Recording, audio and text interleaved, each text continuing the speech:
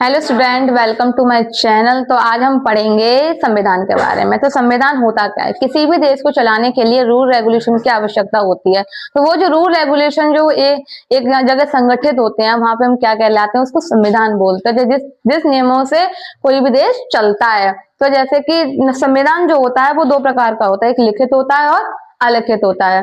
तो हमारे भारत का संविधान कैसा है? लिखित संविधान है। तो संविधान होता है किसी देश या संगठन के मौलिक सिद्धांत, नियमों और कानूनों का एक लिखित या अलिखित संग्रह होता है। उसको हम क्या बोलते हैं?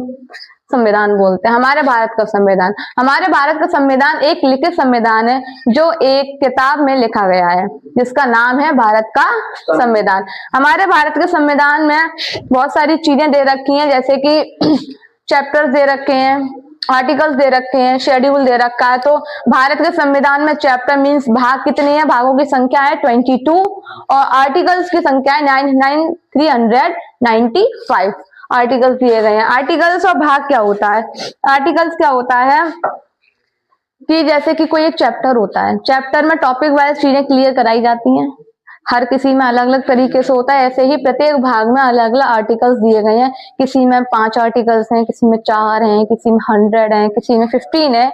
ऐसे अनेक प्रकार से दिए गए हैं। कितने चैप्टर्स में? 22 चैप्टर में 22 आर्टिकल्स, 22 में। तो आर्टिकल्स की संख्या कितनी है? 395। इसमें हमारे जो भाग 1 है उसमें कितने हैं? 4 आर्टिकल्स है।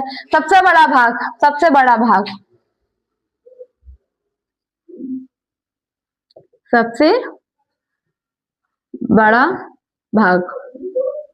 5 और 6 भागों में क्या है? 100 आर्टिकल्स दिए गए हैं। 100 आर्टिकल्स दोनों में आर्टिकल्स दिए गए हैं। तो आपसे कोई पूछे कि भारतीय संविधान में सबसे बड़ा भाग कौन सा है, तो वो कौन सा है?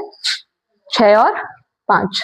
ठीक, अब बात करते हैं हम अनुसूची, शेड्यूल का। तो शेड्यूल क्या होता है? यह एक सूची होती है जिसमें संविधान में बताई गई बातों से जुड़ी अतिरिक्त विस्तृत जानकारी प्राप्त होती है। पहले इनकी संख्या कितनी थी? 8 थी और वर्तमान में कितनी है?